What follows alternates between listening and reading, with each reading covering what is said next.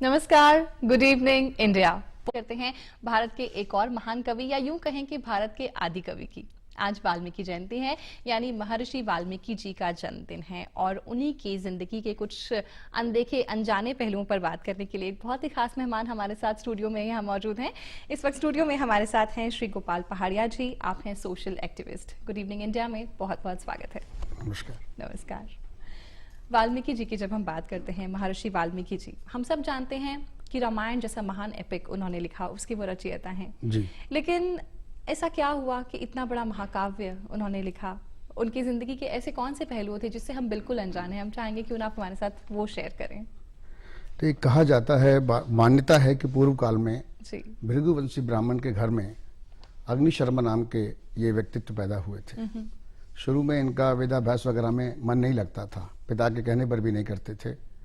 उस वक्त देश में अकाल पड़ा और उसकी वजह से ये वन में पलायन कर गए। वहाँ इनका संपर्क गलत संगत में डाकुओं से हो गया और ये उनके साथ मिलकर बहुत बड़े उस वक्त के कुख्यात डाकू बन गए, जिन्हें हम महर्षि जिन्हें आज हम महर्षि और भगवान वाल्मीकि कहते हैं। जी। तो उसी दौरान कभी एक दिन उस वन से सप्त ऋषि गुजर रहे थे, जिसमें ऋषि अत्रि भी शामिल थे। तो वहाँ इन्होंने उनको भी पकड़ लिया लूटपाट के इरादे से।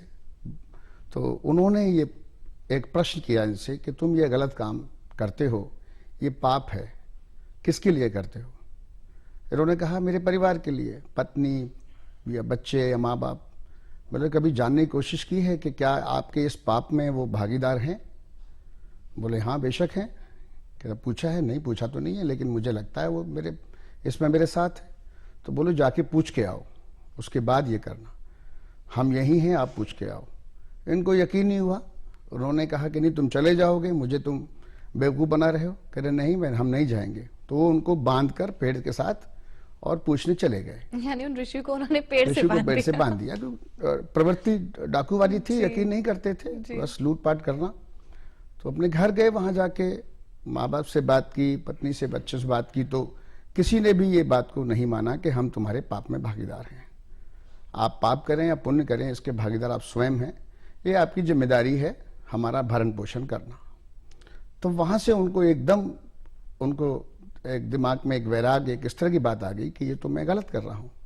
तब वो फिर वापस आए। तो वापस आके उन्होंने उनसे कहा कि मुझे दीक्षा दीजिए, मैं आपका शिष्य बनना चाहता हूँ। ऋषि अत्रि उनको राम नाम का जाप देकर चले गए कि आप ये करते रहिए, हम आते हैं। पहले ये जाप करिए, हम आते हैं, और आके फिर आपको बाकायदा हम अपना शिष्य बनाएंगे। वो बैठ गए, राम नाम का जाप करते रहे और 13 वर्ष के बाद ऋषि अत्रि फिर वहां आए। यानी वो 13 साल तक वहीं बैठे रहे। उनके ऊपर वो आपने देखा होगा, बांबी बोलते हैं उसको, वाल्मीकि है वो उसका नाम है। वैसे वो मिट्टी चढ़ जाती है, अगर कोई भी चीज रख दो तो धूल आके चढ़ जाती है और बरसात होने से वो हो जाती है। तो वो जब हो गई 13 वर्ष बाद, जब ऋषि अत्रि फिर वहां आए तो देखा, अरे ये तो तपस्या में इस पे तो वाल्मीकि चढ़ी हुई है। तो उन्होंने उसका नाम उस वक्त वाल्मीकि कर दिया। इस तरह से, इस वजह से उनका नाम वाल्मीकि पड़ा। वो धूल मिट्टी की वजह से उनको वाल्मीकि कहते हैं, जिसे बांबी कहते हैं। शाम की बांबी करिए, आपने सुना होगा, मिट्टी से बन जाती है वैसी वो। तो उस तरह से उनका अग्नि शर्मा का नाम वाल्मीकि रखा गया। और फिर उन्होंने जो उनको ज्ञान प्राप्त हुआ ऋषि अत्रि की कृपा से, उससे अपनी दिव्य दृष्टि से, कहा तो ये भी जाता है कि राम अवतार से पहले ही उन्होंने रामायण की रचना कर दी थी। क्या बात। कहा यह भी जाता है। इतने महान उन्होंने लिखा है। रामायण तो अपने आप में एक बहुत इतना बड़ा बड़ा ज्ञान का सागर है, महाकाव्य है बिल्कुल। पर बहुत सारी उनकी शिक्षाएं हैं, बहुत सारी ऐसी चीजें हैं जिनसे हमें सीखना चाहिए। अगर हम आज के संदर्भ में बात करें, ऐसी कौन सी शिक्षा है जो हमें डेफिनेटली अपने लाइफ में उतारने की जरूरत है? वैसे तो जो रामायण में लिखा है, महाकाव्य में लिखा है, वो सारी शिक्षाएं जीवन में उतार लें तो मानव जीवन बहुत सुखद हो सकता है। पुरुष से महापुरुष की तरफ सुखद नहीं, पुरुष ही बन जाए वही काफी। महापुरुष तो नहीं हो पाते। आज हम पुरुष भी नहीं रह पा रहे हैं, आज मानव नहीं रह पा रहा है, ये दुर्भाग्यपूर्ण है। तो अगर उसका हम अनुसरण करें तो कम से कम मानव बनने की दिशा में एक अच्छा प्रयास हो सकता है। उसमें बहुत सी बातें हैं। रामायण का मंचन भी होता है, रामकाल की बात भी होती है, राम के आदर्श की बात भी होती है, सीता के सतीत्व की बात भी होती है, और समाज की बात भी होती है। सीता जी का त्याग राम ने सिर्फ समाज के नजरिए से किया था।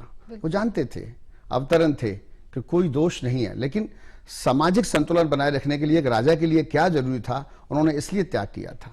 और इन्हीं महर्षि वाल्मीकि के आश्रम में ही उनके पुत्र लवकुश का लालन पालन भी हुआ था। सीता माता ने आखिरी शरण वहीं ली थी।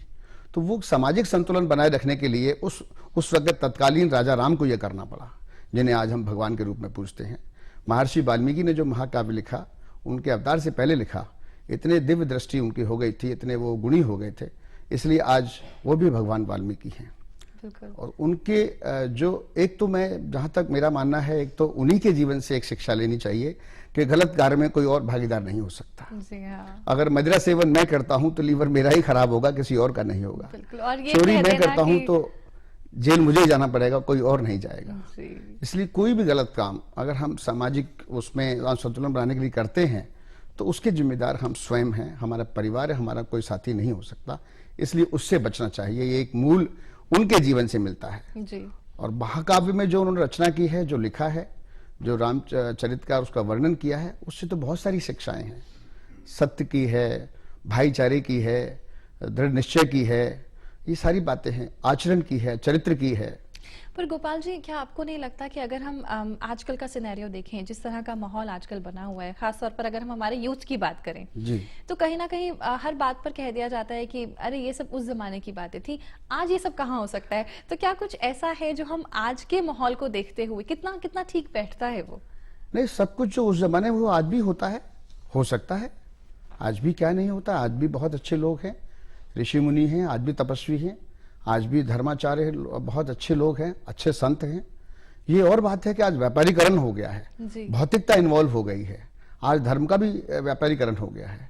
आज धर्म गुरु भी व्याभिचार कर रहे हैं। आज जब उनके भी एपिसोड खुलते हैं तो कहीं ना कहीं ग्लानि होती है। तो ऐसा नहीं है कि वो काल का आज यहाँ वर्णन नहीं है, उस काल से ही तो सब कुछ चल के यहाँ पे आया है। बिल्कुल। आज तो इंस्टेंट हो गया है, बल्कि उस काल में तपस्या वर्षों करनी पड़ती थी। आज तो आध्यात्म भी इंस्टेंट हो गया है। आज तो आप अगर आप सही से वो करते हैं तो जल्दी प्राप्ति हो जाती है। क्योंकि गुड इवनिंग इंडिया पर आज आप हैं, तो हमारे इस प्रोग्राम के माध्यम से आप क्या अपील, क्या मैसेज लोगों को देना चाहेंगे महर्षि वाल्मीकि की इस जयंती के अवसर पर? मैं महर्षि वाल्मीकि जो हमारे आज भगवान के रूप में हम उनकी पूजा करते हैं, मैं एक तो उनकी जयंती पर सब देशवासियों को शुभकामनाएं और बधाई देना चाहता हूँ। और फिर मैं वही बात दोहराना चाहता हूँ कि उनके निजी जीवन से के गलत काम के जिम्मेदार हम खुद ही हैं, उसका परिणाम हमें खुद ही भोगना पड़ता है। इसलिए किसी और के लिए भी या किसी और की वजह से भी वो गलत काम ना करें, एक तो मैं ये कहना चाहूँगा। और दूसरा, जो उन्होंने महाकाव्य रामायण की रचना की, उसमें जो वर्णन, जो चित्रण उन्होंने मानव को संदेश देने के लिए दिया है, वो हमें अपने जीवन में उतारना चाहिए ताकि जीवन सुखद हो सके, सरल हो सके। पर अगर उनकी टीचिंग्स पर हम बात करें, रामायण तो एक सागा हुआ, आज भी इतने सालों बाद हम उसका मंचन करते हैं, हर साल ये सोचते हैं कि हाँ हमें ऐसा कुछ सीखना है, करना है। उसके अलावा अगर हम उनकी पास्ट लाइफ की बात करें, कुछ और टीचिंग्स की बात करें, तो ऐसा क्या आपको नजर आता है कि जहां आपको लगता है कि इम्प्लीमेंटेशन डेफिनेटली इस चीज पर होना चाहिए? डेफिनेटली गलत काम बिल्कुल नहीं होना चाहिए, जो उनके जीवन का सार है।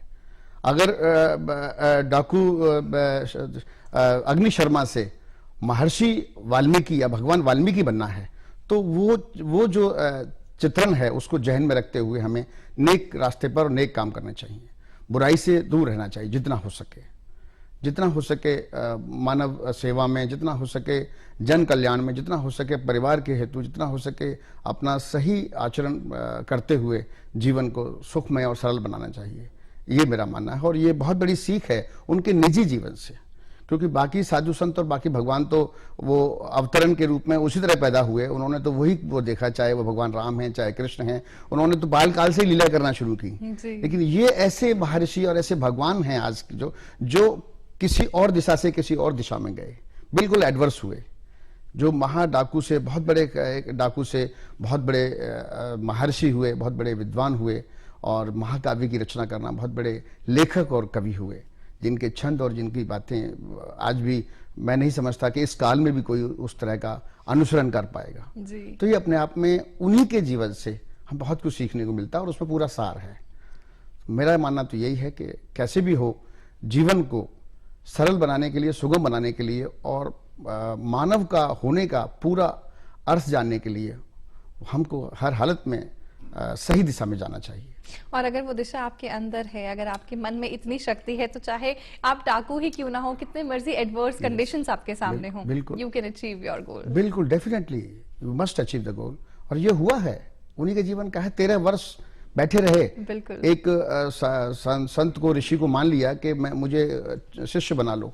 उन्होंने कहा कि जप कर मैं आता हूँ, इतना बोल के चले गए। और राम नाम के जप में इतने लीन हो गए कि 13 वर्ष तक उनको ध्यान नहीं आया। जब आए तो उनकी बाबी निकाल के उनको नाम दिया, और आज भगवान वाल्मीकि के रूप में हमारे बीच में विद्यमान है, हमारे जहन में विद्यमान है। बिल्कुल, सबके हैं, जन जन के हैं, हम सभी के ईष्ट हैं, हम सभी उनका आदर करते हैं, उनको आराध्य मानते हैं, उनका पूजन करते हैं, और आगे भी ऐसा करते रहेंगे। गोपाल जी, बहुत बहुत धन्यवाद आपका कि आपने इतनी अच्छी बातें हमारे साथ शेयर करी। Thank you so much. और सारी बैड हैबिट्स को हमेशा के लिए टाटा गुड बाय कर दीजिए। बहुत ही जल्द हम आपसे मिलेंगे बहुत सारी इन्फॉर्मेशन, बहुत सारे एंटरटेनमेंट के साथ, मगर फिलहाल हम भी लेंगे इजाजत। नमस्कार।